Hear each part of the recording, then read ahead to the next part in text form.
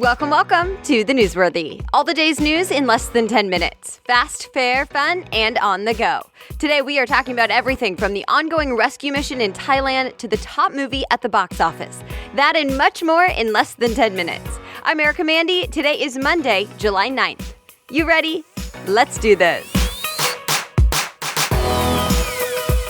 Today is the day we could learn President Trump's pick for the U.S. Supreme Court. Reuters reports he'll announce the nominee tonight at 9 p.m. Eastern Time.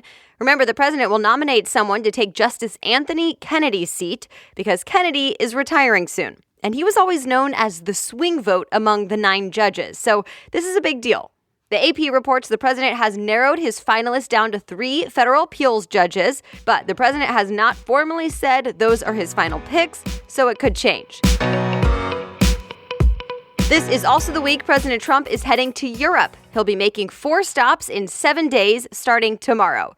First up, Brussels for the NATO summit, as in the North Atlantic Treaty Organization. He'll go there Tuesday to meet with the 28 allies that are part of NATO. He'll then go to London, Glasgow, Scotland, and Helsinki.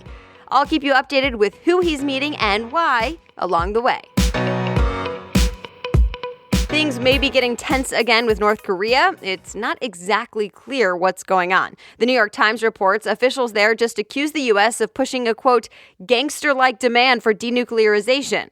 The comment came after U.S. Secretary of State Mike Pompeo had 2 days of talks with those officials, but Pompeo called the meetings productive. Fox News reports Pompeo did not seem too concerned about the gangster comment. Remember, there are ongoing talks between the U.S. and North Korea ever since that historic meeting between the 2 leaders recently. Some are questioning whether anything of substance will come from that meeting, and they say North Korea is still developing nuclear weapons in secret. Others say the negotiations are still going on and the sanctions are still in place until there's a final deal. Nearly 2 million people have had to leave their homes in western Japan because of heavy rains and flooding. The AP reports at least 100 people were reported dead or presumed dead.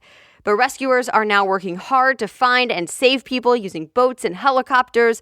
There's also a big cleanup effort underway now. 4 saved, 9 to go. That is the latest as of early this morning about the rescue mission in Thailand, where a youth soccer team of 12 boys and their coach have been trapped in a cave for 2 weeks. So first, the really good news. At least 4 of the people trapped have now been rescued and reported safe at the hospital getting medical checks. The boys are 11 to 16 years old, and their coach is 25. NBC News quoted one of the divers on that rescue mission who said the first operation went surprisingly well.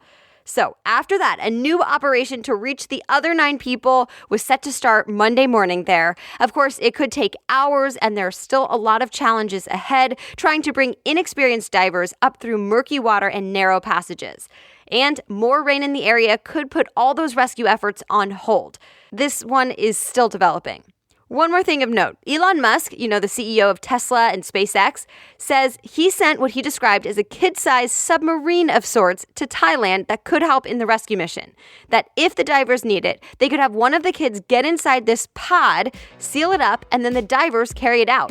TBD if it gets used. All right, some other things people may be talking about today. The World Cup is down to just 4 teams now: Belgium, Croatia, England, and France. The host country, Russia, lost to Croatia over the weekend. Russia, by the way, had started the World Cup as the lowest-ranked team, so the fact that Russia even made it to the quarterfinals was a pretty big deal. But now the 4 teams left are only 2 wins away from the World Cup title. The semifinals start tomorrow. Get ready to say goodbye to Netflix reviews. TechCrunch reports they're officially going away for good by the end of this summer. Netflix has apparently already stopped highlighting those reviews in recent years. You may have noticed this.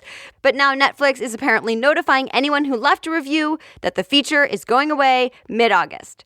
Instead of a 5-star review system on Netflix, the company will try to make things more personalized for you. So it's a thumbs up or thumbs down type of thing, so you can let Netflix know your own preferences. Another Disney superhero movie took the lead at the box office over the weekend. This time, it was AntMan And The Wasp. It's the second Ant-Man movie, and Variety reports it actually did better on its opening weekend than the first one. The movie brought in $76 million in North America. singer superstar Justin Bieber is now engaged. TMZ says he popped the question to model Hailey Baldwin while they were together vacationing in the Bahamas. And that's it. You are all caught up from the weekend. Thank you so much for listening. And if you got value out of the Newsworthy today, please head on over to iTunes or wherever you listen and leave a review. I would so appreciate it. And remember, if you want to read more about a news story we talked about today, check out today's show notes. You can find them at thenewsworthy.com. Just click episodes and find today's date.